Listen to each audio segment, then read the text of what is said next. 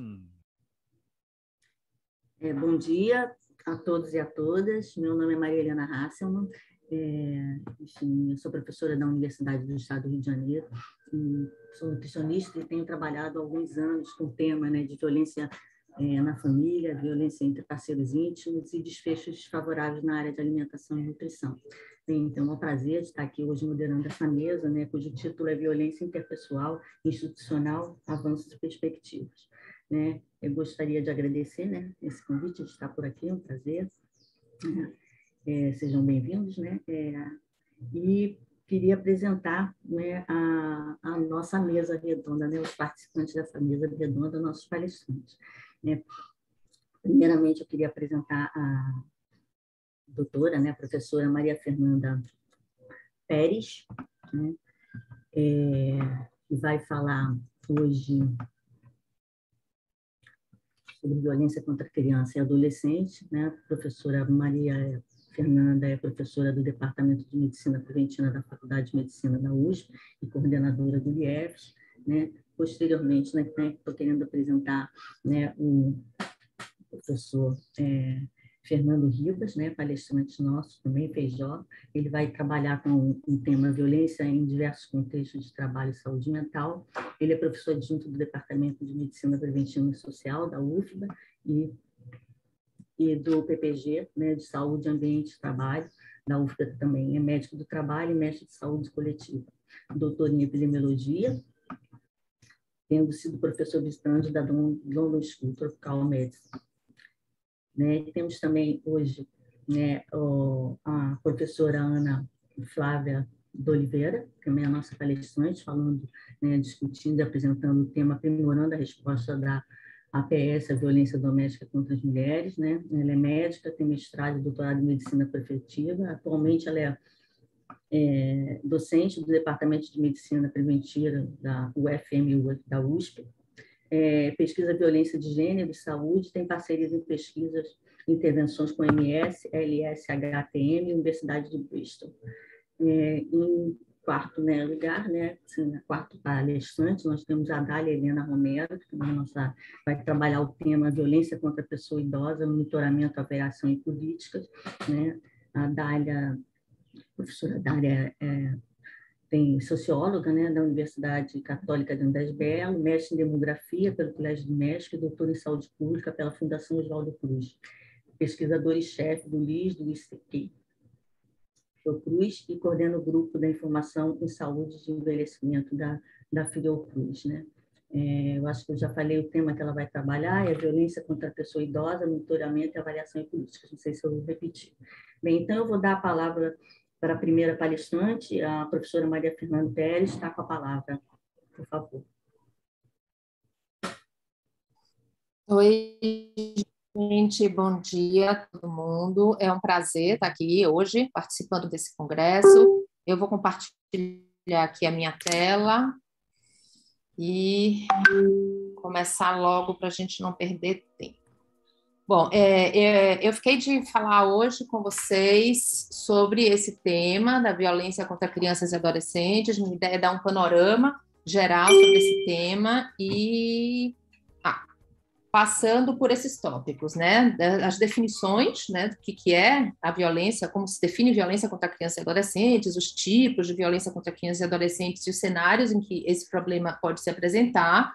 Vou apresentar alguns dados e depois discutir um pouco recomendações para prevenção de violência contra crianças e adolescentes. Né? Com relação à definição, né, eu acho que quem trabalha nesse campo já está um pouco habituado com essa afirmação de que não é simples definir violência. Né? Não é simples definir violência, não é simples definir violência contra crianças e adolescentes, porque a violência é um problema extremamente complexo, é um problema estudado por diferentes campos disciplinares, e a violência, ela ocorre, né? É um problema que ocorre em escala mundial e, portanto, se apresenta de diferentes formas em função de características culturais, econômicas, sociais, e, não raro, questões que são reconhecidas em um determinado contexto histórico como violência deixam de ser, ou algo que não é passa a ser, e também existem diferenças sociais e culturais nesse reconhecimento. E a gente tem aí uma ampla produção,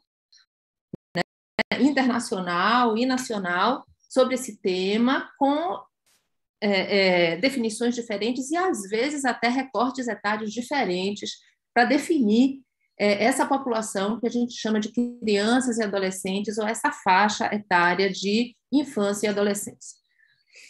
Eu trago aqui para vocês, primeiro, a definição da Organização Mundial de Saúde, uma definição de violência, como que a OMS propõe uma definição de violência, porque a definição de violência contra crianças e adolescentes, ela se insere dentro dessa definição maior, e a OMS define violência como uso intencional da força física ou poder, real ou como ameaça, contra si próprio, contra outra pessoa, um grupo ou comunidade, que resulte ou possa resultar, né, tem uma alta probabilidade de resultar em lesão, morte, dano psicológico, problemas de desenvolvimento e privação. Quer dizer, é uma definição extremamente ampla de violência.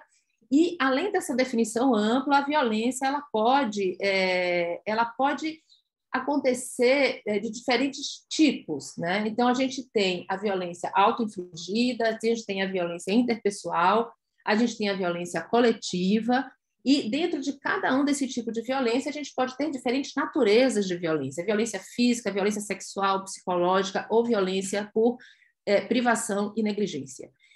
A violência contra a criança, habitualmente, a gente olha para a violência contra crianças, principalmente, mas também crianças e adolescentes, como dentro desse tipo de violência, que é a violência interpessoal, sobretudo familiar, né? A violência contra a criança como um subtipo de violência interpessoal e familiar, mas a violência contra a criança, ela pode, né, ocorrer dentro de qualquer contexto relacional em que uma criança esteja presente, né? Então, a violência contra a criança ela também pode ser na forma de uma violência interpessoal comunitária, que é aquela que ocorre entre indivíduos que não possuem laços de parentesco. Embora a Organização Mundial de Saúde diga que as vítimas preferenciais de violência comunitária são adultos jovens, em geral homens, crianças também podem ser vítimas e são vítimas de violência comunitária. Ou seja, a violência contra a criança ela pode ser familiar, ela pode ser comunitária, ela pode ser de natureza física, sexual, psicológica, negligência e privação. Tá? Além disso, a violência contra crianças e adolescentes ela pode ocorrer em diferentes espaços sociais, né?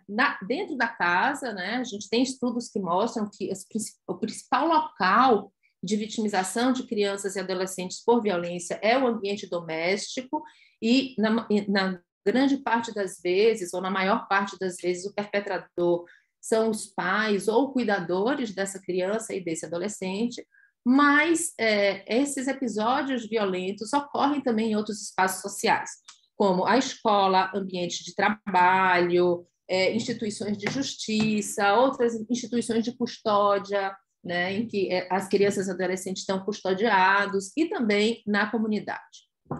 Os perpetradores também podem ser diversos, envolvem pais, cuidadores, familiares, professores, autoridades que são responsáveis por aplicação da lei, enfim, outras crianças, desconhecidos.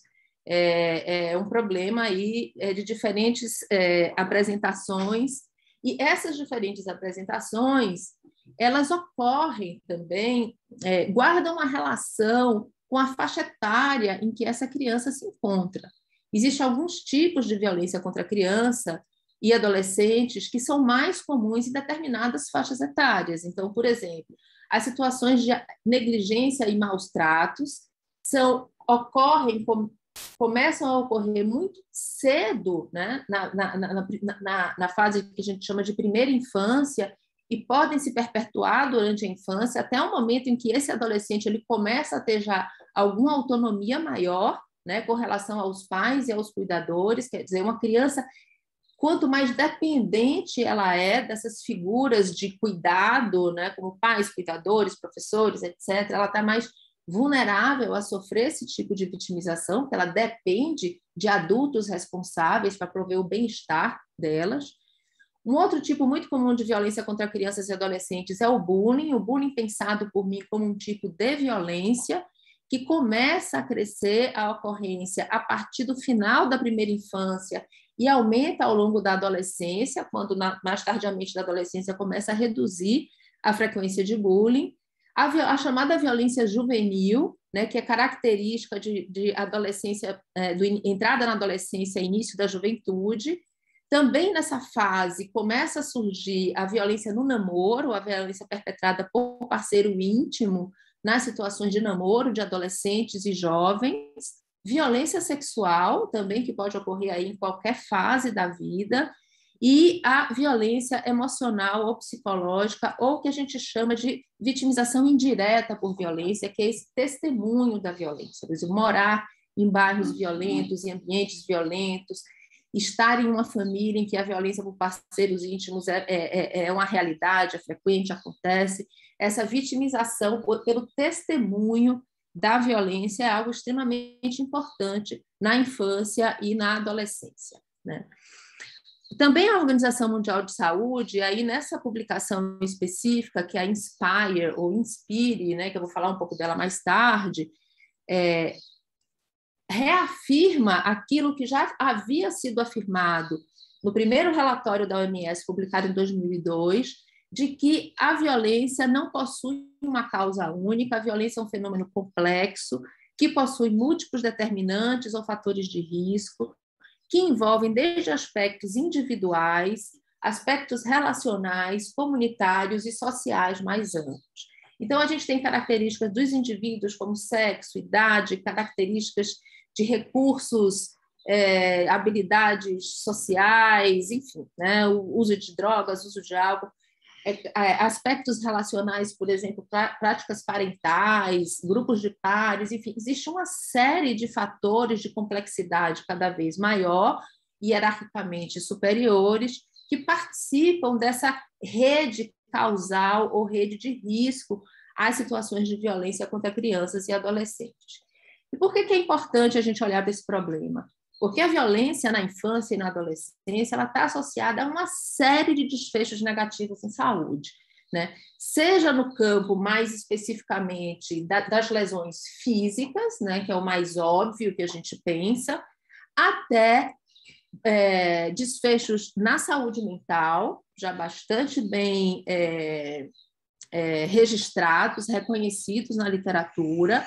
A gente tem também associado à vitimização por violência doenças transmissíveis, comportamentos de risco à saúde, né? Então, doenças sexualmente transmissíveis, bastante associada à violência sexual, comportamentos de risco à saúde, como consumo de drogas, hábito de fumar, consumo de bebidas alcoólicas, o próprio sedentarismo por medo de sair, por medo de circular, né? Enfim, e problemas também na saúde materna e infantil. Quer dizer, a exposição à violência, nessas múltiplas formas, associa-se a uma série de desfechos negativos na saúde da criança e alguns com consequências a médio e longo prazo, como são os comportamentos de risco, como são doenças sexualmente transmissíveis, como são os comprometimentos de saúde mental e desenvolvimento,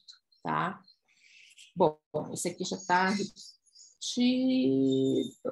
Bom, então eu vou trazer aqui alguns dados para vocês, né? Em termos globais, né, é bastante impactante, né, a magnitude desse problema que a gente está falando, né? Então, a OMS publicou no ano passado esse relatório, né, o relatório do Estado Global da Prevenção da Violência contra Crianças, e nesse relatório a OMS apresenta para a gente algumas estimativas globais do problema. Então, estima-se que cerca de 1 bilhão de crianças no mundo sofrem pelo menos uma forma de violência por ano, né? Ou seja, 1 em cada 2 crianças do mundo sofrem pelo menos um tipo de violência no mundo. 120 milhões de meninas e adolescentes do sexo feminino, né, com menos de 20 anos de idade, têm história de violência sexual ou de contato sexual forçado. A gente tem também uma frequência bastante elevada de envolvimento de crianças e adolescentes com brigas físicas. 1 em cada 3 estudantes no mundo envolvem-se em brigas físicas. 1 em cada 3 estudantes no mundo tem história de terem sofrido bullying no mês anterior à realização da pesquisa, e cerca de 3 em cada 4 crianças sofrem violência física por parte dos cuidadores e dos pais no mundo. Então, é um problema extremamente frequente e que tem como uma das principais consequências, mas não só, a morte violenta, os homicídios. Então, foi estimado para o ano de 2020 em torno de 40.150 mortes por crianças e adolescentes no mundo em decorrência de violência, né? Isso é muito, né? E aí a gente tem um gráfico com as taxas de homicídio por 100 mil habitantes estimadas para regiões da Organização Mundial de Saúde. E o que chama atenção para a gente nesse gráfico, assim, que eu acho que é bastante impactante, é como, na região das Américas, as taxas de homicídio são extremamente elevadas. Na população de crianças e adolescentes do sexo masculino, a taxa de homicídio é de 9,3 por 100 mil habitantes.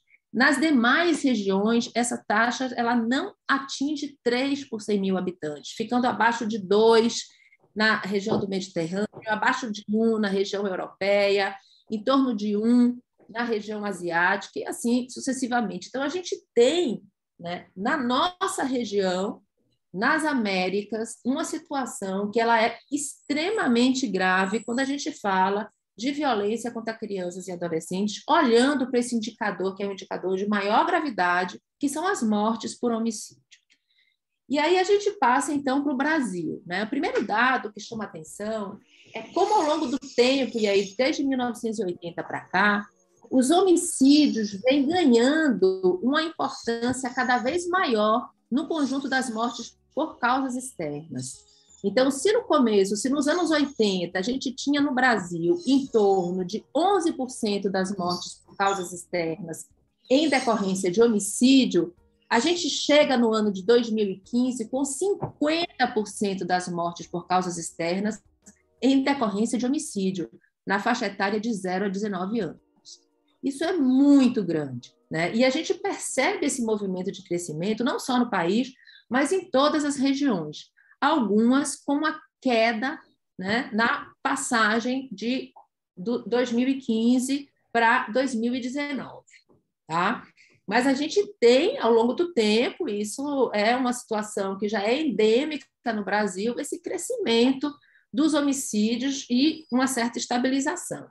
E aqui a gente vê a taxa de mortalidade por homicídio, também nessa faixa etária, que mostra para a gente como, com a entrada nos anos 2000, né, começa a haver uma mudança na configuração e na distribuição dessas mortes nas regiões brasileiras, e a gente observa isso também nos estados e nas capitais. O que a gente percebe aqui? A gente percebe um crescimento muito grande da mortalidade por homicídio na região Nordeste. Notem aqui essa curva laranja, como ela explode ao longo do tempo. A região Nordeste, que apresentava aqui uma das taxas mais baixas em 1996, apresenta hoje a taxa de mortalidade mais elevada. Por outro lado, a gente tem uma queda bastante importante na região Sudeste, sobretudo em função da redução em São Paulo. A mortalidade por homicídio na região Sudeste era maior em 1996. Hoje a gente tem a menor taxa entre as regiões brasileiras, tá? Sobe também a região Centro-Oeste e a região, deixa eu ver aqui o azul, a Norte e a região Centro-Oeste, tá? Sim. Bom, e aqui só para mostrar. Oi. Só para te contar que já para os 15 minutos já se passaram. Ave Maria, sério? Então eu vou pular aqui. Então a gente tem os homicídios. Vamos fazendo. E a gente tem os homicídios, eu quero só mostrar então os dados que são não de violência letal, né, mais de violência não letal. Então, a gente tem aqui alguns dados sobre perpetração e vitimização por bullying e violência, em um estudo que eu fiz aqui em São Paulo. Então, a gente percebe aqui também uma prevalência bastante elevada de vitimização e perpetração.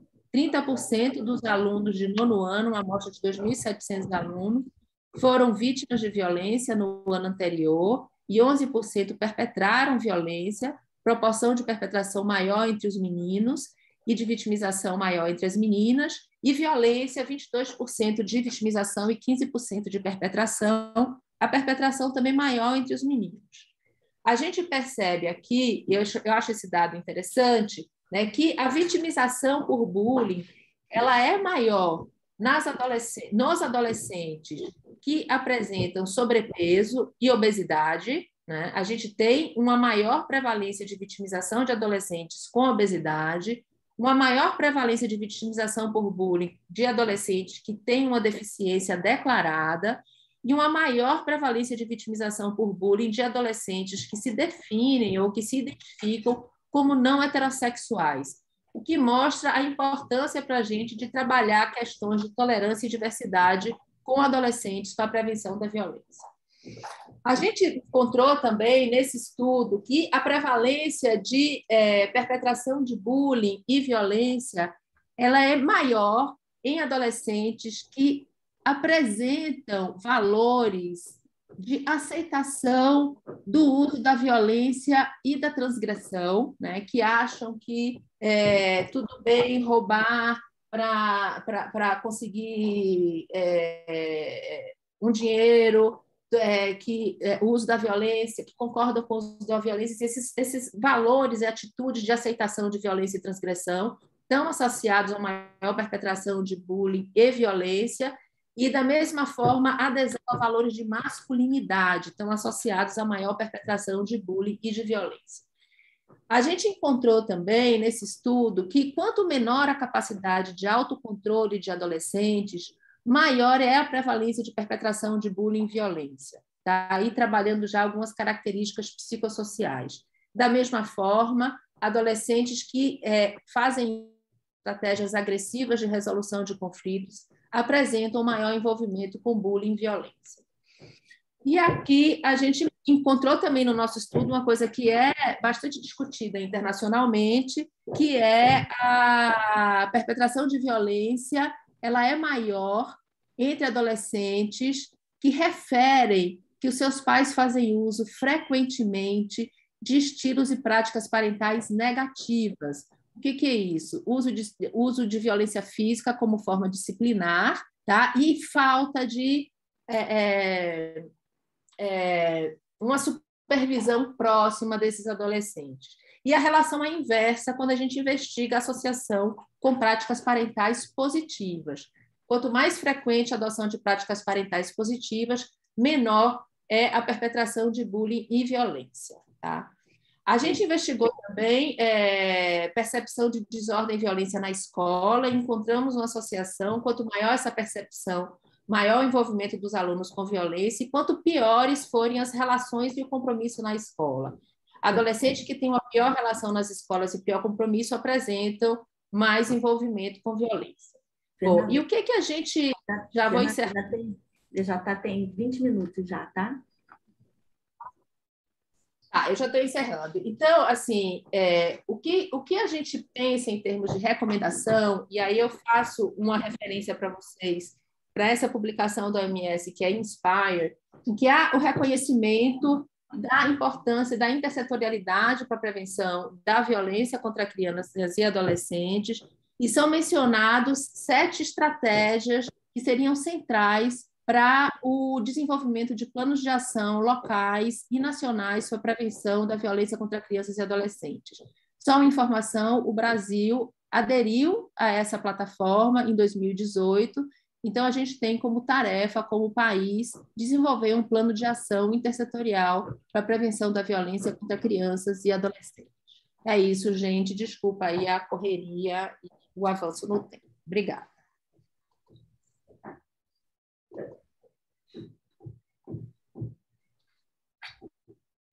Muito obrigada. Bem, muito obrigada, Maria Fernanda, foi uma ótima apresentação, né? Esse leque, né, desde as definições, né, as questões das complexidades, das consequências, a magnitude e, por fim, esse panorama da sua pesquisa, né, em relação à violência contra crianças e adolescentes.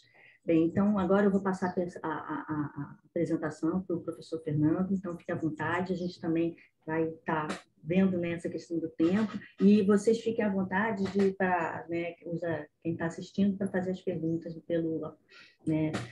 pelo bate-papo.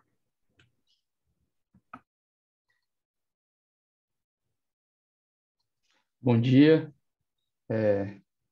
Agradecer imensamente o convite de estar participando desse espaço tão importante, tão rico.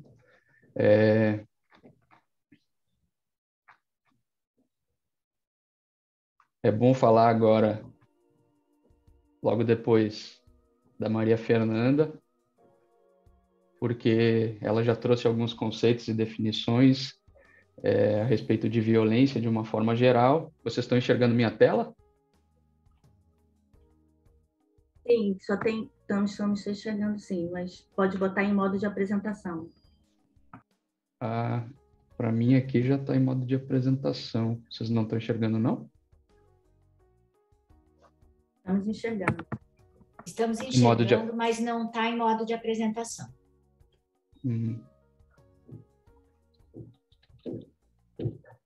Ok, agora deu certo.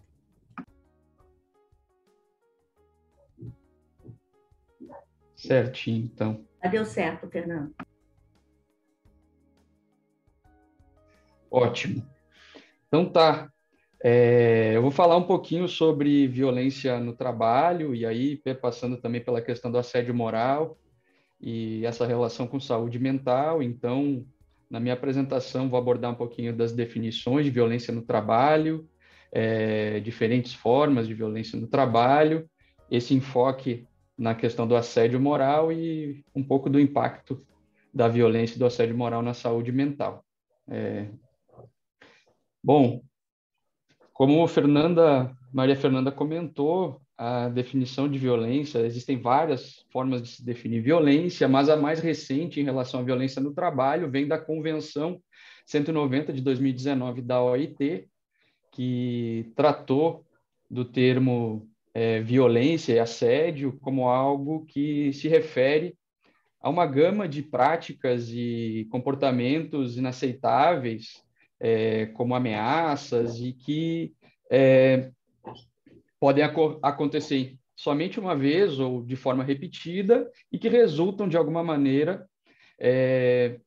em dano físico, psicológico, sexual ou econômico. E aí, incluindo também a questão da violência de gênero.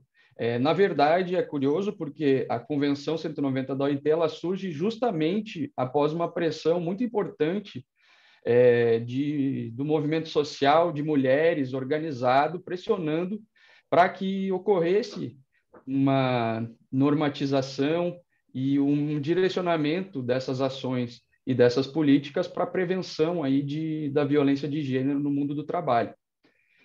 Mas, no fim das contas, acabou que se ampliou a compreensão dessa convenção para a violência de uma forma geral, embora aí discriminando e destacando a questão da violência de gênero.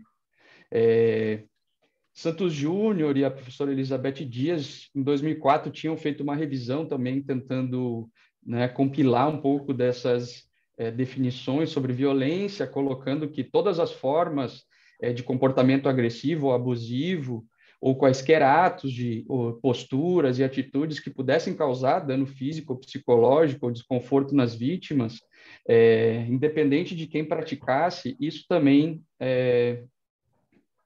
caracteriza a violência no trabalho. E aí essa violência pode acontecer tanto dentro do local de trabalho, quanto, né, fora, em outros locais, desde que a pessoa esteja a serviço, né, inclusive no trajeto para o trabalho. E aí a OMS e a OIT, elas dividem, então, fazem algumas... tentam sistematizar, de alguma maneira, alguns tipos principais de violência, então violência física, psicológica, sexual, e aí englobando diversas formas de violência em cada uma dessas dimensões. Bom, isso é muito evidente, é muito presente em alguns grupos de trabalhadores que sempre nos vem à mente quando a gente pensa em violência no trabalho, como, por exemplo, os profissionais aí da segurança pública, no trabalho policial, o trabalho docente, que a gente... e aí também de uma forma que tem uma intersecção com a própria violência na comunidade e outras formas de violência, isso é bastante presente em alguns locais. No trabalho em saúde, se a gente for fazer uma pesquisa no PubMed, a gente vai ver que 90% ou mais dos estudos que tratam de violência no trabalho, eles vão estar tratando de violência de profissionais de saúde, né? O que é um viés aí importante. Mas essa violência se manifesta, e talvez não de forma tão visível, em diversas outras categorias profissionais, grupos de trabalhadores, e aí também com destaque para os trabalhadores que fazem atendimento ao público, trabalham com serviços, a questão da violência no trabalho bancário, no comércio, no telemarketing, trabalhadores de teleatendimento, isso também é bastante presente, e a gente tem visto e acompanhado muitas situações aí bastante preocupantes com todas essas categorias. O impacto da violência na saúde, então, o impacto da violência do trabalho na saúde, ele tem uma alta magnitude de efeito, né? Então, a violência parece que está associada a diversos desfechos de saúde, particularmente aí na questão da saúde mental. E os custos para a sociedade dessa violência no trabalho foi estimado em até 13,5% do PIB dos países, né, pela OIT em 2013, né, além de configurar uma violação de direitos humanos fundamentais. Bom, destacando então a questão, né, dessa associação entre violência no trabalho e saúde mental, e aí já direcionando para algumas características do trabalho específicas que trazem formas específicas de violência dentro do trabalho, como a questão do assédio moral, a gente não tem como deixar de falar de questões históricas e questões anteriores que estão associadas aí à saúde mental no trabalho, né? De forma muito breve, muito rápida, né? Com a reestruturação produtiva, a partir aí da década de 50 e 60, mas de forma mais aprofundada na década de 70 e 80, com uma das crises aí do capitalismo, isso gerou uma necessidade de novas formas de se gerir, né, e novos modelos de gestão do trabalho, né? Então, há uma ruptura nesse momento do paradigma taylorista-fordista com a formação de um novo paradigma, que é o modelo japonês ou o modelo do toyotismo, né? E isso faz com que, na verdade, a partir desse momento, quando o modelo japonês vira um novo paradigma de gestão do trabalho, o que a gente tem é que o trabalho ele passa a ser avaliado somente pelo resultado e o conteúdo do trabalho, né? Isso já existia, obviamente, no modelo taylorista-fordista, com um processo importante de intensificação do trabalho, mas com o modelo japonês isso se torna ainda mais evidente e ainda cria uma situação no ambiente de trabalho onde o controle sobre o trabalho ele é feito pelos próprios trabalhadores uns com os outros, né?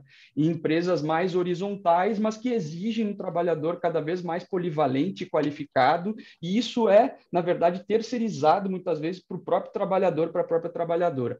Então, é a busca a qualquer custo e de todas as formas, né, da máxima eficiência desse trabalho, uma preocupação cada vez mais compulsiva aí com os poros da jornada de trabalho e, né, com as políticas aí neoliberais que decorrem aí desse período e posteriormente vêm a ser implementadas em diversos países, principalmente a partir da década de 90, isso vai se acentuando depois, a gente vem com um avanço importante do processo de precarização e de uberização do trabalho, o que cria um ambiente e cria um cenário nos locais de trabalho onde a prática, então, do assédio moral, ela é um terreno, essa forma de gestão do trabalho, essa forma de se organizar o trabalho, a partir desse momento, fica muito evidente como um terreno fértil para a prática do assédio moral, inclusive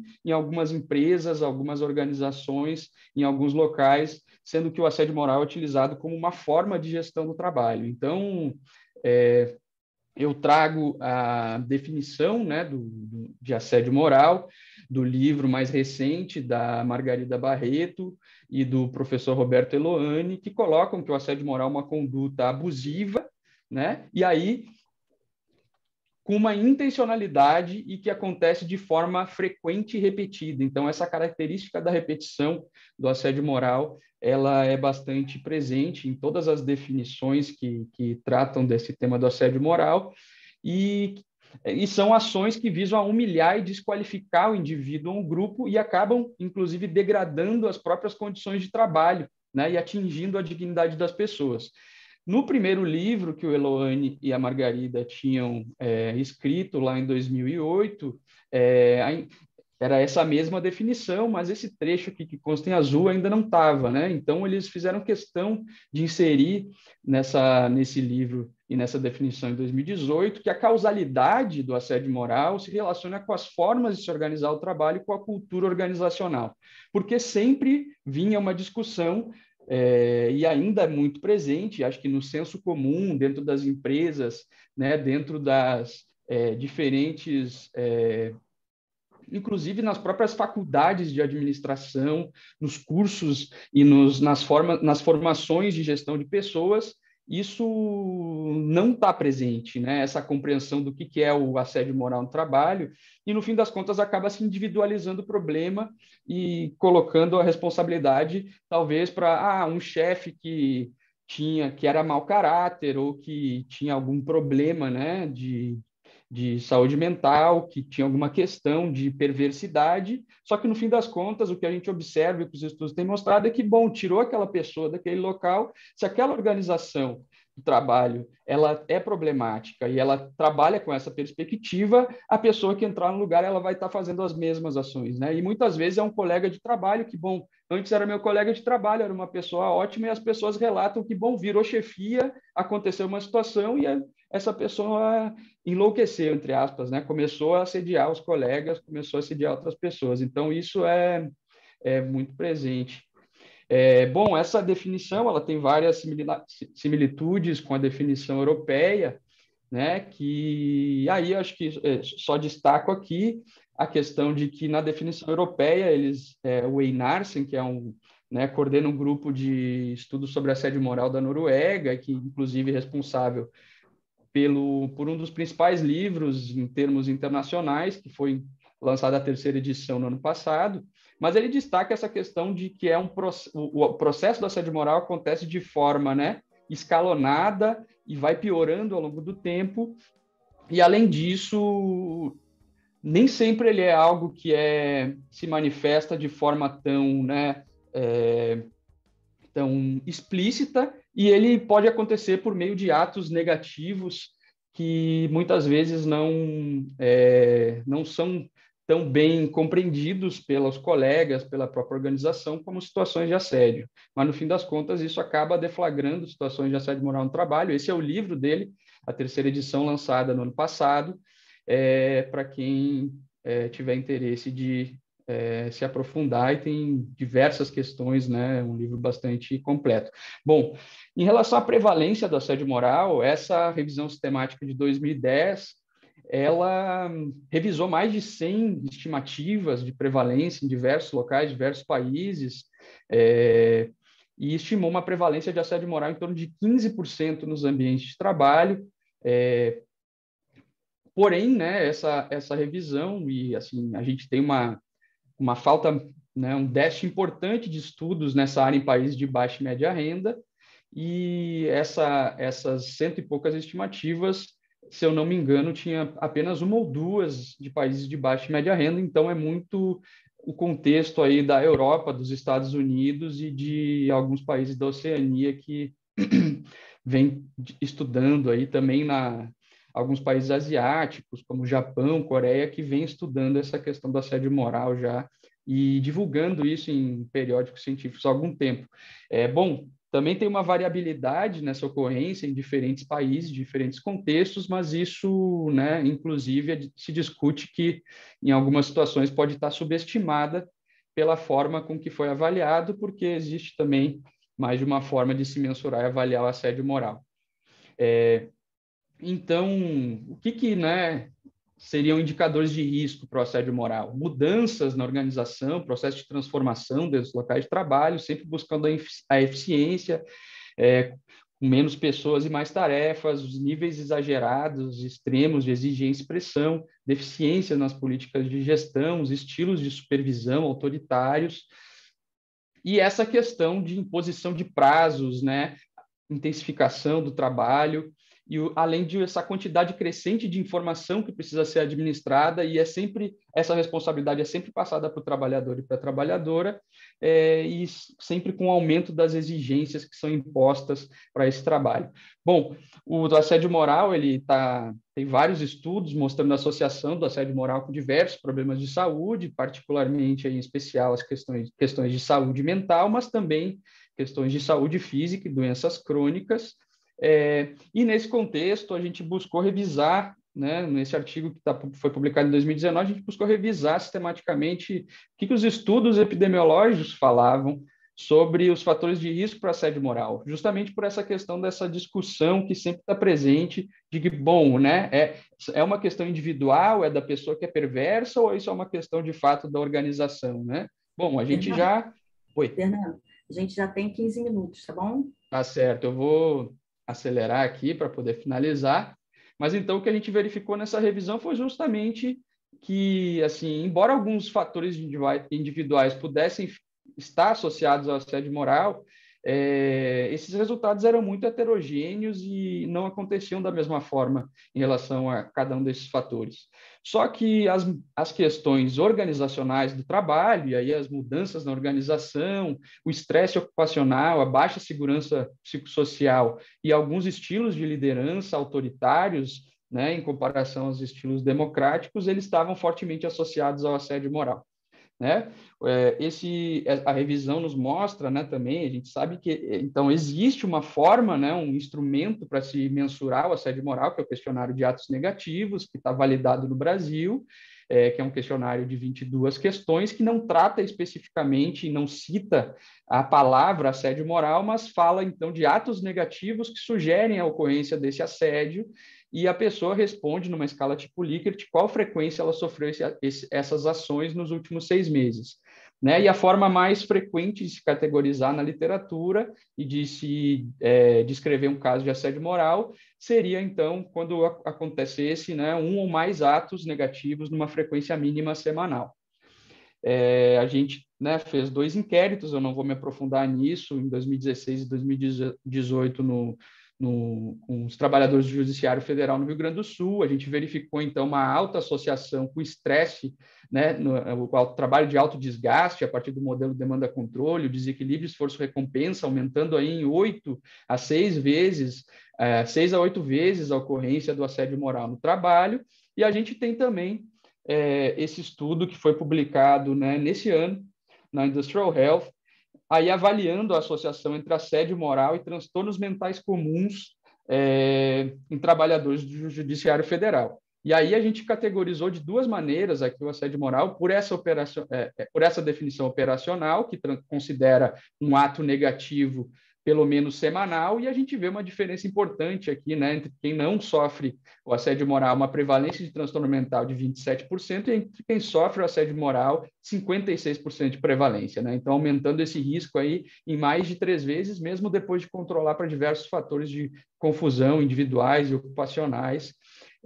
E quando a gente categorizou pela frequência dos atos negativos, essa dose-resposta, né, aumentando aí as pessoas que sofrem essas situações de atos negativos na frequência semanal ou diária, chegam até um aumento aí da chance de assédio moral de até 4 a 7 vezes, né, esses transtornos mentais. Eu vou parar minha apresentação por aqui, e aí, na sequência, a gente pode conversar um pouco mais no final na discussão. Bem, muito obrigada, Fernando. Ótima ótima apresentação, né, o panorama também sobre a questão da violência no trabalho e a saúde mental, né, a contextualização histórica para esse entendimento, para essa relação, né, e os resultados importantes entre o assédio moral e a ocorrência de transtorno, maior ocorrência de transtornos mentais comuns. Muito obrigado. Não dá para fazer parabéns, né, palminha para a Fernanda também, né, que a gente, nesse momento virtual, não acontece, mas parabéns aos dois, né, e palmas. E agora eu passo a palavra para a professora Ana, né, que vai fazer a apresentação sobre o aprimoramento da resposta da APS à violência doméstica contra as mulheres. Fique à vontade. E a gente já tem algumas perguntas no bate-papo, tá bom? Que a gente vai deixar ao final. Então, boa tarde a todos e todas. Como a gente vê, é um problema, nós estamos tratando... Vocês estão vendo a minha tela? Não, sim. Tá.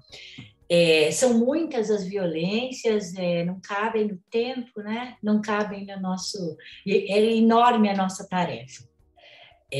Eu vou trabalhar aqui a questão da resposta da atenção primária à saúde, à violência doméstica contra as mulheres, e eu recortei ainda mais para a violência por parceiro íntimo, então tem várias formas de violência baseada no gênero, mas eu estou tentando centrar na violência por parceiro íntimo, porque ela é a mais comum e também porque ela é aquela na qual nós temos mais pesquisa e também algumas investidas nas questões da intervenção na perspectiva da atenção primária à saúde, e aí disso que eu queria, aí que eu queria chegar, se der tempo aqui a apresentação.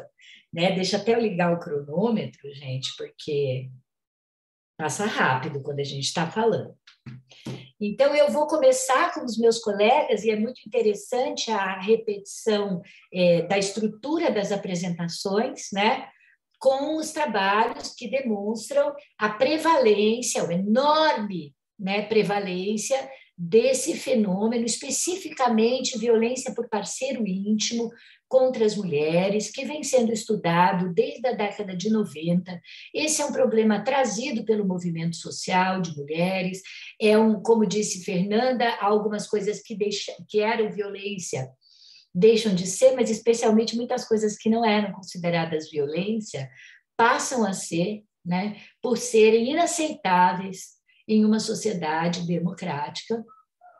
E eu quero mostrar que esse estudo foi conduzido por nós aqui no Brasil, e o Brasil urbano é São Paulo, no qual nós encontramos 10% das mulheres de 15 a 49 anos dizendo sim para algum dos atos caracterizados como violência sexual. Nesse tipo de pesquisa, nós perguntamos por atos e não pelo termo violência, e 27% das mulheres em São Paulo relataram algum episódio de violência física do parceiro na vida, contando tapa, empurrão, tentar estrangular, apontou arma de fogo e usou arma de fogo.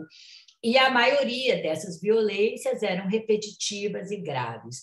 No Brasil rural, que é a zona da Mata de Pernambuco, essas prevalências são ainda mais altas, e no mundo todo, nós temos esse, que acabou virando um certo jargão da Organização Mundial de Saúde, 1 em cada 3 mulheres sofreram alguma forma de violência física ou sexual pelo parceiro na vida. Em São Paulo, esse número é exatamente 29% que sofreram violência física e ou sexual. Eu nem coloquei a violência psicológica aqui, que também foi medida e que tem prevalências ainda mais altas.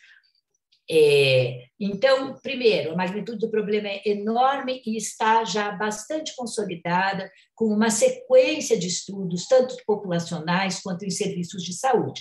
A prevalência dos serviços de saúde é ainda mais alta. Aqui em São Paulo, dá em torno de 50% das usuárias tendo vivido algum episódio de violência física e ou sexual na vida doméstica. Tá? As consequências para a saúde também já estão bastante estudadas, e eu trago aqui 2 revisões sistemáticas, uma até 2013 e a outra de 2013 a 2019, que mostram de uma forma bastante consistente, inclusive alguns estudos com meta-análise, as enormes consequências em termos de saúde mental, aqui eu não trouxe, mas nós também lidamos com odds ratio de 2,5, 3, 5, né? A depender da forma de violência estudada, né? Então, a violência está bastante associada a transtornos de saúde mental, incluindo ideação suicida e suicídio, a transtornos relacionados à saúde sexual e reprodutiva, incluindo o risco de contrair infecções sexualmente transmissíveis e HIV, mas também a pior evolução da doença AIDS, a pior controle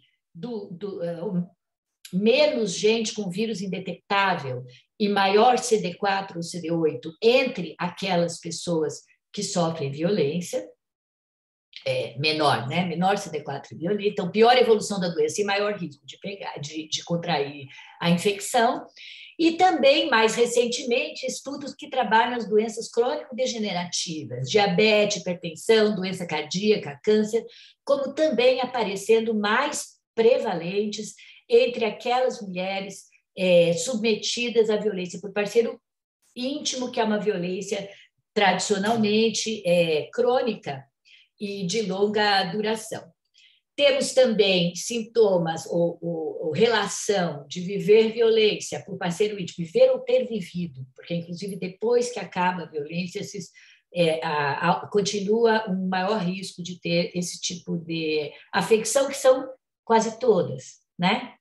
Pior autoavaliação de saúde, sintomas psicossomáticos, um uso aumentado de serviços de saúde, menor uso de medidas preventivas de autocuidado e também de cuidado dos filhos, e, por último, o feminicídio, que é o evento fatal, né? Há uma discussão, inclusive, na literatura epidemiológica sobre marcadores biológicos e a explicação fisiopatológica, porque aqui nós não estamos falando do trauma físico diretamente relacionado à violência física, embora isso também aconteça. Nós estamos falando, alguns dessas afecções, sintomas ou patologias estão relacionados ao abuso emocional, mais relacionados ao abuso emocional, por exemplo, a evolução da AIDS, do que ao abuso, à violência física. Então, é importante também discriminar as diferentes formas de violência, a sua duração, mas já está bastante estabelecido na literatura uma forte relação da violência por parceiro íntimo com diversas queixas e patologias importantes para a atenção primária. E eu queria chamar a atenção aqui, que nós estamos no Congresso de Epidemiologia, da importância de incluir a violência por parceiro íntimo como um potencial fator associado às diversas problemas de saúde que nós estudamos, e às vezes, por ser um problema recente, esquecemos, não só recente, mas também não muito simples de medir, esquecemos deste elemento, deste fator que é tão importante e que pode, então, passar desapercebido. Eu acho, atualmente, muito difícil estudar depressão, ideação suicida, queixa psicossomática, fibromialgia, ou mesmo questões de saúde sexual e reprodutiva, sem incluir a questão da violência por parceiro íntimo nos questionários, e essa inclusão mereceria 15 minutos só para ela, né? Quero trazer também, como mostrou a Fernanda, que a OMS fala de círculos concêntricos para a determinação dessa violência, desde fatores mais macrosociais, muito ligados às questões de gênero, direitos humanos e culturais, até fatores dos indivíduos e como eles mutuamente se afetam. Então, a minha primeira mensagem era: nós já sabemos, a violência por parceiro íntimo é extremamente prevalente, em porcentagens de 2 dígitos, ela tem muitas consequências para a saúde, ou ela é um risco importante para a grande maioria das afecções que a gente trabalha, de patologias, doenças, sintomas, e ela tem uma determinação multicasal, mas bastante assentada em questões socioculturais. E, atualmente, o grande campo de pesquisa é a intervenção. O que faz, então, a saúde com isso? E aí eu vou para os serviços de saúde, da atenção primária, que estão, e da estratégia de saúde da família, que estão em contato íntimo, longitudinal e permanente com as famílias nas quais essas violências acontecem.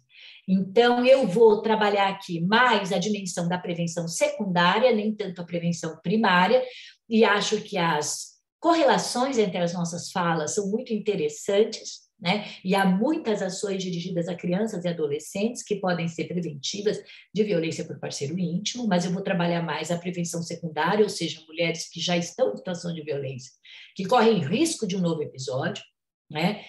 Nós temos uma grande diversidade de intervenções sendo testadas na atenção primária à saúde em diversos países, concentradamente nos países de alta renda, e nós temos muita discussão de como avaliar essas intervenções, quais são os desenhos de estudo, porque o nosso padrão ouro, que é o ensaio clínico randomizado, evidentemente serve para medicamentos, mas serve muito pouco para intervenções complexas, como aquela que eu vou apresentar aqui. Então, nós pensamos em ensaios pragmáticos, ensaios comunitários, mas também outras modalidades de avaliação de intervenções complexas, que precisam de avaliações, geralmente, multimétodos.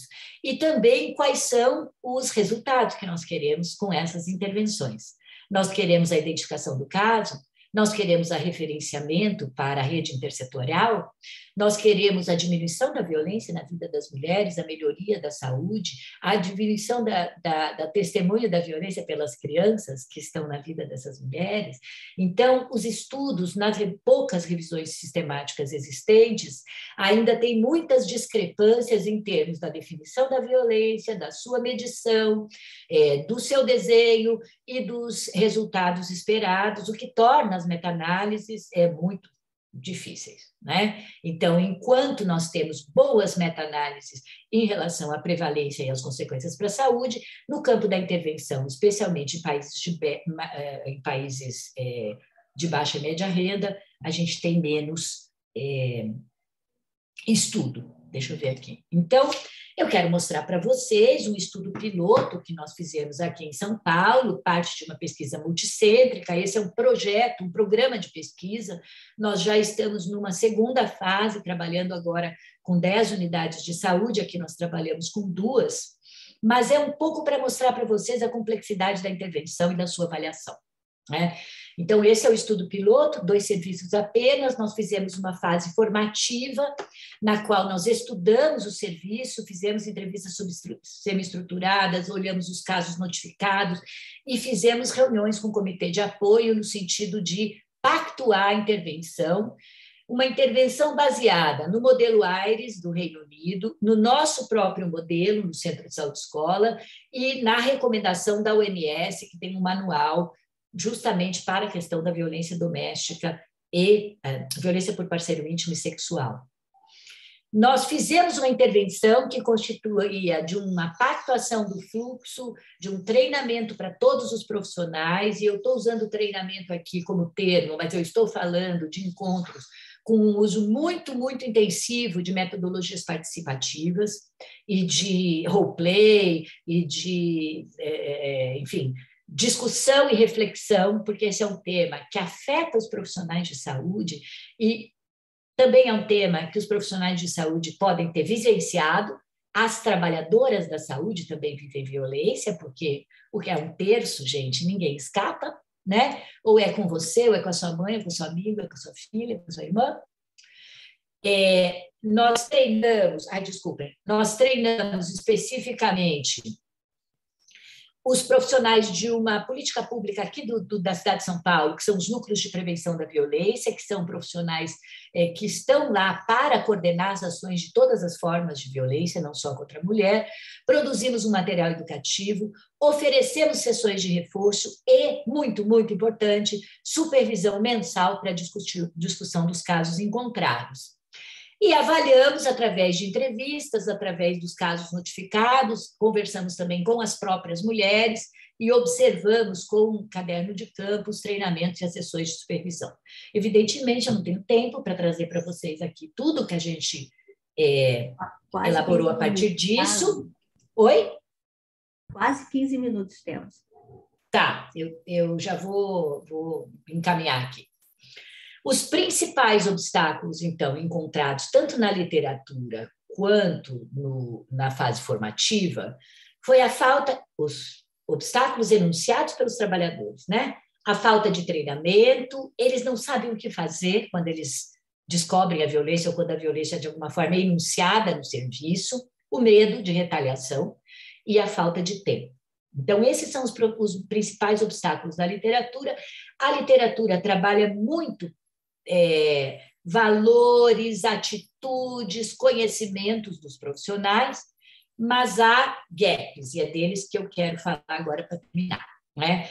Então, esse é o fluxo assistencial que nós acordamos, todo mundo identifica o caso, encaminha para o NPV trabalha, e aí a gente oferece a rede intersetorial, e aqui está o apoio ao cuidado dos casos, quem quiser mais tem as referências aqui embaixo, nós treinamos todo mundo para fazer a primeira parte da proposta da OMS, que é ouvir, perguntar e validar, e treinamos o pessoal do NPV para fazer a segurança e a referência, que é mais complexa, e obtivemos, claro, um aumento da identificação dos casos nos 2 serviços. Bom, isso lá é tudo? É o outcome só que a gente queria? Não. Nós precisamos saber também como foi esse processo, né? Então, aqui eu trouxe algumas falas, né, de um médico, porque você fica focado naqueles 15 minutos nas queixas principais. E toda vez que tem aquele alerta, que foi o treinamento, você acaba lembrando e acaba correndo um pouco mais de notificação. Igual eu falei, não porque elas aumentem, mas é que você começa a prestar mais atenção, né? Aprimorou bastante o olhar, você tem um olhar mais neutro, sem julgamento, bem proveitoso. Eu acho que isso foi um ponto crucial, né? Não pode julgar, porque a pessoa não quer, né? Se você for julgar, a pessoa já se fecha e dali não se abre mais com a gente. Porque o nosso modelo é baseado no diálogo e na centralidade. Acabou meus 15 minutos. E a questão do medo diminuir pela conversa e pela possibilidade também de referenciamento, de supervisão, de discussão do trabalho, tá? Então, o que nós descobrimos? E é o meu último slide. Primeiro, que os profissionais da atenção primária já reconhecem a violência como um problema de saúde pública e que é algo que eles devem fazer algo. Isso é uma mudança. Eu trabalho esse tema há 30 anos. Não era assim. Então, essa é uma mudança das políticas públicas, é uma mudança do movimento social, é uma mudança da mudança histórica e cultural em relação a esse problema, né? Mas nós vimos uma importância muito grande da gestão. A prioridade da gestão, a rotatividade grande de profissionais, as metas de produtividade da organização social, e aí isso ecoa um pouco com a apresentação que me antecedeu sobre as novas formas de gestão, né? E imprimir ao trabalho um ritmo tão acelerado que não é possível uma escuta qualificada e um trabalho que põe a pessoa no centro, que escute o que a pessoa quer, né? A necessidade e falta da educação continuada e de uma supervisão permanente para um trabalho de qualidade nesse sentido aqui. A importância de estudar as mulheres, né? E estudar a intervenção de forma longitudinal. Nesse novo projeto ERA, nós estamos ouvindo as mulheres que foram identificadas e as entrevistando a cada 3 meses para conhecer a rota que elas fazem depois de serem identificadas no serviço de saúde. Estamos tendo insights muito importantes para voltar para os serviços a partir da experiência das mulheres, que também é muito subrepresentada na literatura. As mulheres e a gestão. As questões necessárias para o modelo que nós propomos é uma atenção primária à saúde que não seja simplesmente uma cesta básica, uma redução de custos, mas que seja realmente a atenção primária proposta pelo SUS, com o norte da integralidade, né, com a necessidade da intersetorialidade, com a incorporação do referencial de gênero e direitos humanos. Então, aqui, né, vem a importância do contexto para a implementação da intervenção, né, que APS, que atenção primária à saúde a gente quer e qual a gente pode ter nesse momento tão difícil para a sociedade brasileira. E há muitas diferenças entre os países. O Reino Unido simplesmente identifica e refere. O Reino Unido não faz um acolhimento da violência no interior do serviço. E a gente, quando foi implantar esse modelo aqui, na Palestina, no Nepal, no Sri Lanka, viu que é impossível, porque as mulheres não vão, e também porque os serviços são mais acolhedores. O nosso serviço é bem mais acolhedor, tem psicóloga assistente social, ainda que no NASF, e tem a pretensão de fazer um acolhimento de maior qualidade antes de caminhar, até porque as mulheres não vão nas referências, e isso a gente está também documentando, ou vão muito pouco, né? E, por último, né, a produção de evidências científicas e a dificuldade, a gente está vendo agora na pandemia da Covid, né? A pandemia da Covid é um problema à parte, que eu nem trouxe aqui como obstáculo para a pesquisa, que nós enfrentamos nos últimos 2 anos, mas a dificuldade da incorporação das evidências científicas pelas políticas públicas. E acho que esse é um tema bastante importante para a gente discutir no Brasil na atualidade. E, por último, a enorme centralidade e importância de nós discutirmos o campo que trabalha a violência contra as crianças e o campo que trabalha a violência contra as mulheres, intervenções conjuntas na atenção primária, que mantenha o referencial de gênero, raça, etnia e direitos humanos, no sentido de apoiar mudanças tão necessárias na sociedade brasileira e que garantam uma melhoria da saúde e da qualidade de vida da população. Muito obrigada, e era isso que eu tinha para trazer como questão nesse momento e nesse tempo. Muito obrigada, professora Ana. Ótima apresentação também, né? Palmas também, né? E, enfim, essa questão é fundamental, né, da intervenção, e você traz, né, uma experiência importante. Acho que a questão da violência entre parceiros íntimos, né, prestar, né, ter esse local, né, de prestar atenção a ela, né, e quando se olha grande parte dos desfechos desfavoráveis, né, na saúde da população, enfim. E agora eu passo a palavra para a professora Dália, tá? Fique à vontade, né? Seja bem-vinda.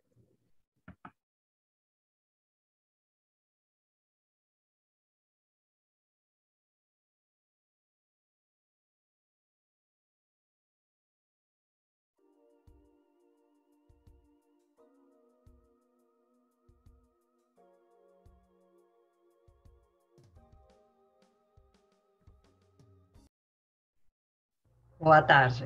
Dália, também Agora... ainda não está no modo de apresentação, se você puder. Certo. Espera aí. Isso está meio confuso aqui. Quando for chegar próximo dos 15 minutos, eu vou dar eu vou avisar, tá bom, Dália? Certo. Ok. Bom, em primeiro lugar, queria agradecer muito o convite para esta mesa, uma mesa com vários pontos de vista, interdisciplinar, e fui convidada para trabalhar, para apresentar o tema de violência contra a pessoa idosa, monitoramento, avaliação e políticas públicas. Mas ainda não está na apresentação de fato. Ah, não sei o que está acontecendo. Então, vamos lá. Quê? Como assim? Espera aí. Está dando para ver, mas não está no modo de apresentação. Espera aí. Agora sim? Ainda não, mas dá para a gente acompanhar. Bom, não sei, um problema do computador, porque aqui está dando para ver, ter completa. Deixa eu ver se eu diminuo. Não tem problema. Agora, ok, está bem. Bom, eu queria comentar que uma das vantagens de ser a última a apresentar em uma mesa é que muito do que eu poderia comentar já foi comentado. Então, enquanto estavam vocês apresentando, eu me lembrei de uma música que eu recomendo escutar, é de Soledad Bravo, de meu outro país, meu país de nascimento, Venezuela. Essa música, eu não vou cantar porque eu não sei cantar, mas essa música foi uma letra que ela chama a atenção para a separação do país, através de mapas de ponto e listra, por isso se chama ponto e raja. Então, eu sinalizei em preto o que está, é que ele disse, porque essas coisas não existem, esses pontos, essas linhas, mas elas foram traçadas para que minha fome e a tua, elas estejam sempre separadas. Então, por que eu lembro isto? Porque eu aplico muito essa música também à produção da ciência. Quando a gente fraciona um problema, muitas vezes a gente acaba escondendo o principal e a grave causa social, que é o modelo capitalista e a falta do estado de bem-estar. Então, quem trabalha na área do idoso sabe bem que não é possível olhar para a violência sem olhar desde essa perspectiva. E qual é o estado de bem-estar que a gente está construindo ou destruindo, e qual é o modelo capitalista predominante que nós temos.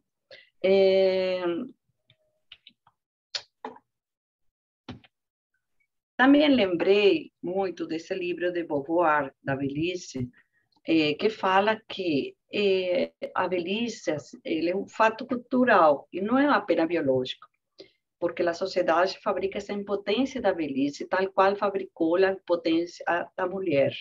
Sometida à alienação social, ela se torna um mal para as pessoas. E ela também, ela vai fazer a crítica desde radical, mas desde o próprio modelo capitalista. E por isso ele vai falar, terrível não é a morte, mas a velhice e seu cortejo de injustiças. Eu acho que você não está passando os slides. Não, eu acho que está algum problema na transmissão. Eu estou passando, eu estou vendo corretamente. Agora já passou, está passando agora. Eu vou ter que passar por aqui, porque quando eu coloco completo, ele desconfigura algo. Aqui está passando? Está passando. Ok, agora voltou, mas eu estava aqui nessa. Enfim, sim, então pode continuar. Outro livro. Também eu queria falar que meu lugar de fala, eu sou socióloga, demógrafa e doutora em saúde pública. Por isso, do ponto de vista sociológico, eu lembro Simone de Beauvoir e lembro também a Norbert Elias, que ele fala dessa solidão do moribundo. E já que estou em um congresso de epidemiologia, não posso esquecer de chamar a atenção também da solidão científica. Nós que estamos na área do envelhecimento, a gente sente essa solidão científica e na epidemiologia também. Quando a gente faz uma revisão dos trabalhos que se fazem na área de envelhecimento, na área de epidemiologia, ela é muito fracionada e ela dá muita visibilidade às doenças, ainda, especialmente às doenças crônicas. Como se a gente pudesse fazer uma analogia entre envelhecimento e doença crônica. Isso para quem vive falando que envelhecimento, que saúde não é doença, a gente sente muita tristeza de ver que nós também estamos construindo esse viés do que é saúde e envelhecimento. Nós queremos trabalhar mais com o conceito de funcionalidade. Então, nessa apresentação, nesses 10 minutos que me restam, eu quero trazer mais questionamento também do ponto de vista demográfico, porque quando a gente vê, por exemplo, já vimos a violência nas crianças, violência nas mulheres, violência no trabalho, a gente tem que se perguntar a redução da fecundidade, as mudanças no tamanho da família em um tempo tão curto, 20 ou 30 anos, que significaram isso também para a dinâmica familiar? Quem cuida? E quem cuida de quem cuida? Então, eu queria falar nesta apresentação sobre esses 3 temas, que era a violência, eu acho que isso vou passar mais rápido, a invisibilidade, é possível monitorar e avaliar o problema que está invisibilizado, e a política pública, especialmente as intervenções públicas. São suficientes as que temos sobre violência na pessoa idosa? Então, eu vou lembrar aqui rapidamente os trabalhos de Cecília Minaggio, que foi de 2003, ela falava sobre a relevância para um velho problema. Esse velho problema, no século XXI, continua sendo e será cada vez mais relevante, tudo indica. nós temos como dispositivo que importante, além da Constituição, claro, está o Instituto do Idoso, atrelado a nossa Constituição, e nesse Estatuto do Idoso, ele se especifica que a violência, todos os atos praticados por a violência, eles devem ser notificados para a autoridade sanitária, mas para a autoridade policial, Ministério Público, Conselho Municipal, Conselho Estadual do Idoso, Conselho Nacional do Idoso. Então, essa instância, hoje, em 2021, a gente pode falar que elas estão capacitadas, elas estão fortalecidas. Também, rapidamente, queria chamar a atenção. Travou de novo, né? Está totalmente travado. Eu vou continuar assim, porque ele está travando, que meu computador continua e para vocês não. Ok, falando do Estatuto do Idoso, e como ele diz que tem que existir a instância do Conselho Municipal, eu chamo a refletir aqui sobre esses dois decretos de 2019, que levaram ao desmonte dos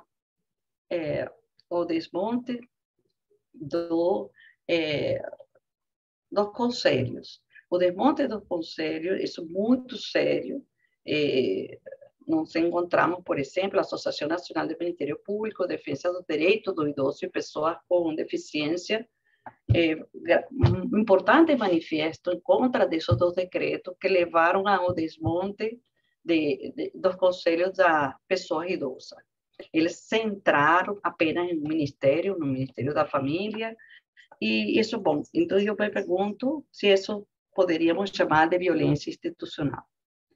Eu queria também lembrar que quando a gente define, como vocês definiram, violência, a pessoa idosa é o mesmo, mas eu queria chamar a atenção também que quando os trabalhos focam na negligência contra a pessoa idosa, muito falam da negligência familiar, institucional, falam da instituição de longa permanência, mas pouco falam sobre as ações e decisões governamentais também que levam ao abandono da pessoa idosa.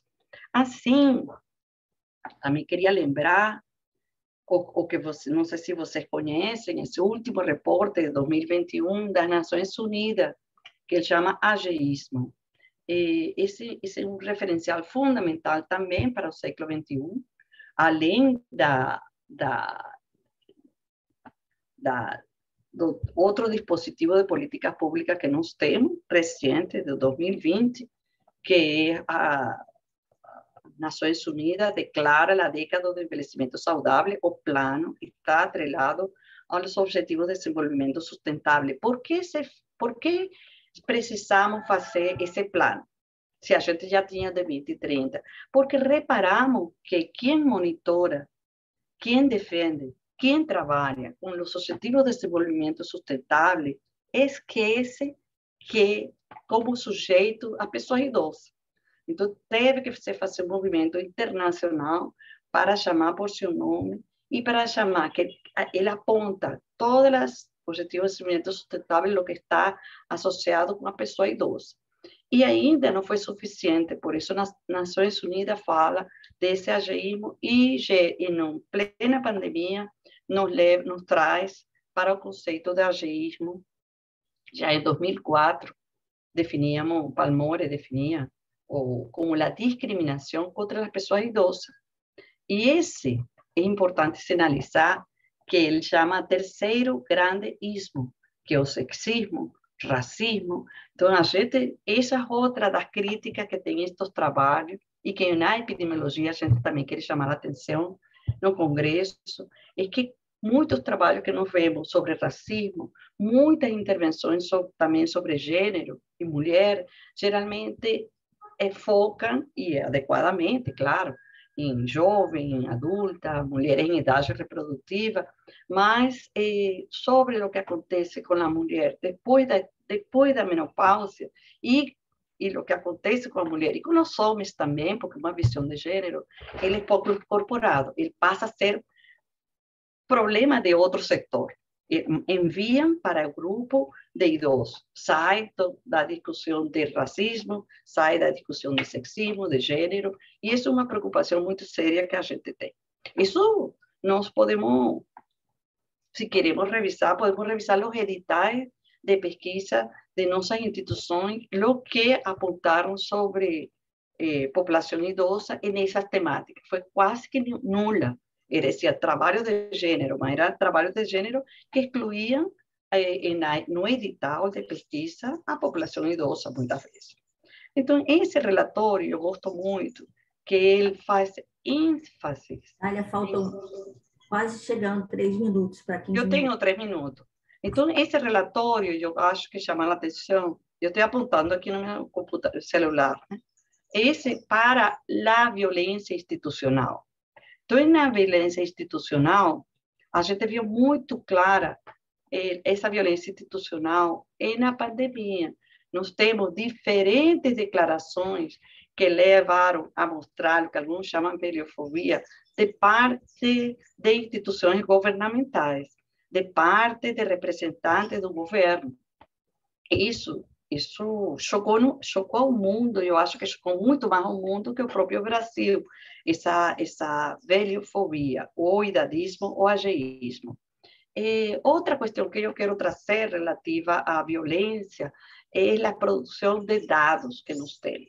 Quando a gente produz dados, nós também temos que ser muito críticos, porque se vamos a ver, por exemplo, esse relatório do Disque 100, ele vai focar que os filhos são os principais autores da violência contra os idosos. Então, isso daí, embora seja um fato, não necessariamente é a verdade, é a causa das causas, porque já a pessoa, quando não eu, pessoa idosa como eu, pode chegar a ser dependente, com quem vai contar? Hoje em dia, com um filho, se acaso, 2 possivelmente.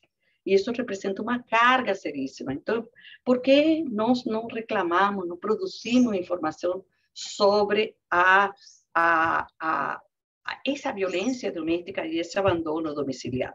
Então, um pouco para terminar, a gente fez uma pesquisa sobre cuidadoras de pessoas idosas e vê como também se gera uma alta violência. A gente fez no meio da pandemia.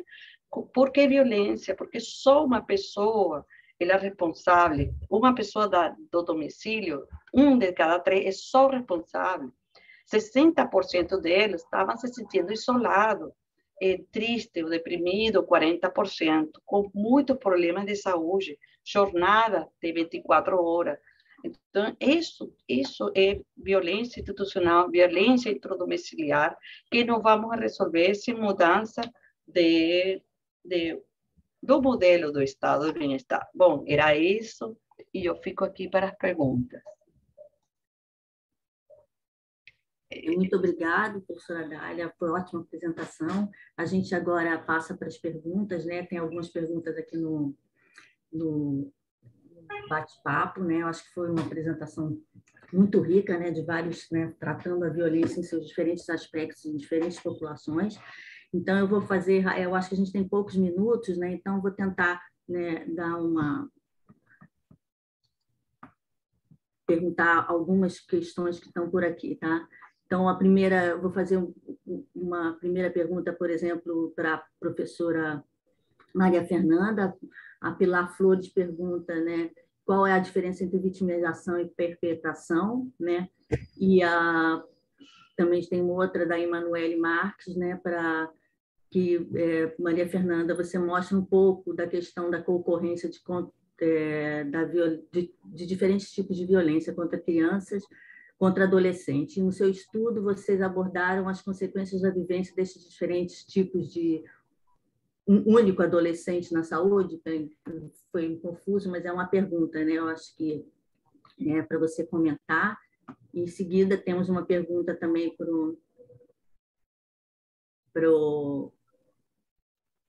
a palestra da violência no trabalho, né? O professor Fernando, se a professora Emanuele Marques também, sobre a palestra da violência no trabalho, você poderia falar sobre a relação de assédio moral e gênero, raça e cor de pele. Então, e depois a gente tem uma pergunta para a professora Ana, né? se esse núcleo, acho que núcleos de NPV vão rodando pela UBS e dando apoio aos profissionais de APS. Então, vou fazer o bloco de perguntas, acho que ainda para... Né, parabéns, estão fazendo algumas questões para a doutora, né, para a Dália, dando parabéns, excelentes apresentações. Então, passo a palavra primeiro para Maria Fernanda e depois a gente vai fazendo uma rápida e finalizando com comentários, por favor, para a gente finalizar. Temos pouco tempo, mas a gente pode dar uma rodada. Tá, eu vou responder bem rápido para deixar tempo para os colegas. Acho que foi Pilar, né? A diferença, perpetração e vitimização. A vitimização é o termo que a gente usa para a criança e adolescente que sofrem a violência, né? Que são vítimas de violência. E a perpetração é a criança e adolescente que cometem a violência, que são atores da violência, perpetradores, né? Eles são os agressores, né? Essa é a diferença. Então, a gente tem as duas situações, né? O adolescente ele pode ser vítima, a criança, e também pode ser o agente violento, que pode fazer a violência. E para a Emanuele, a gente de fato abordou distintos tipos de violência, tanto numa situação quanto na outra. A gente não analisou ainda os efeitos dessa co-ocorrência na saúde, mas a gente está com um trabalho, eu estou com uma aluna que está fazendo um trabalho e ela está vendo a polivitimização, né? Então, ser vítimas de diferentes tipos de violência e os efeitos disso na percepção dos alunos sobre a legitimidade da escolar, né? É uma aluna que está trabalhando com escola e, de fato, a gente vê um efeito bastante grande e significativo de quanto mais a criança é vítima de violência, menos ela reconhece a escola como legítima, né, para o exercício do ensino e da autoridade. E eu acho que isso passa pelo fato de que a criança que é polivitimizada, ela não tem um espaço de segurança, né? Ela é vítima em casa, ela é vítima na comunidade, ela é vítima na escola, ela é vítima pelos pares, então mina, eu acho, diferentes espaços de acolhimento e segurança da criança e compromete o reconhecimento dessa figura de autoridade como uma figura que tem um papel positivo de educação e de proteção, tá? Eu acho que é isso, eu já vou agradecer a vocês, me despedir, porque aí a gente já passa adiante. Obrigada, gente. Faltam 3 minutos, gente, então a gente tem que ser bastante sucinto. Vou, então, falar muito rapidinho, né, sobre essa questão da relação do assédio moral com gênero e raça-cor.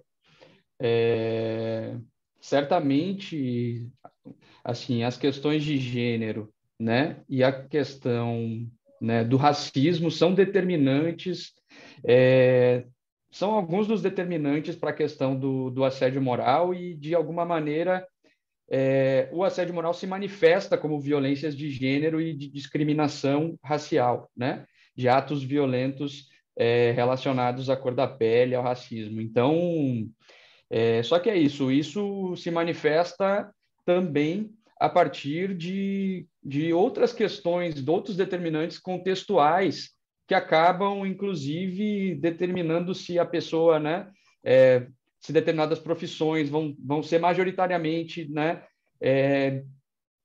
ocupadas por mulheres ou por homens. Então, assim, né, não vamos ter tempo para aprofundar isso, mas depende muito do contexto, do tipo de trabalho, mas são fatores que a gente precisa ainda estudar muito e aprofundar, porque realmente as informações que temos de estudos ainda carecem bastante de aprofundar essas questões, né? Muito obrigada, Fernanda. Ana, e aí depois eu passo para a Dália fazer os comentários finais. A gente tem pouquinhos minutos, mas foi muito bom. Rapidamente, a política do NPV aqui em São Paulo, ela designa alguns profissionais, trabalhadores da própria unidade para serem do NPV, mas não designa remuneração nem tempo designado. Então, acontece que os NPVs acabam ficando numa eterna implementação, é uma política bastante interessante dos próprios profissionais. Falaram aqui dos agentes comunitários de saúde, eu queria uma cautela, porque as agentes comunitárias de saúde na pesquisa dizem, olha, se a gente for reportar casos de violência, a gente não faz outra coisa. e é muito importante que elas sejam divulgadoras de direitos, mas que existam pessoas no serviço que possam discutir os casos e não colocar as agentes comunitárias de saúde tendo que intervir em casos do seu próprio território, o que coloca elas em risco. E, por último, eu queria reforçar a importância do estudo das mulheres idosas e da violência doméstica que elas sofrem, e talvez fazer essa conexão, que eu não sei o quanto ficou clara, de que o atendimento acabou. Saímos do ar? Saímos do ar? Não, então, que o atendimento saia da medicalização, que ao invés da gente ficar apenas tratando de casos, a gente possa também promover os direitos no sentido de uma melhor atenção primária. Mas, enfim, essa correria aqui também é a aceleração, né, do ritmo do trabalho. Muito obrigada. A Dália, abro para você fazer uns comentários e dar... Muito obrigada, abraço para todos.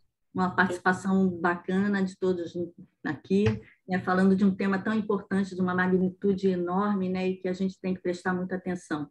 E que essa discussão ela possa passar por outros fóruns e que continue. Tá? Muito obrigada, foi muito bom.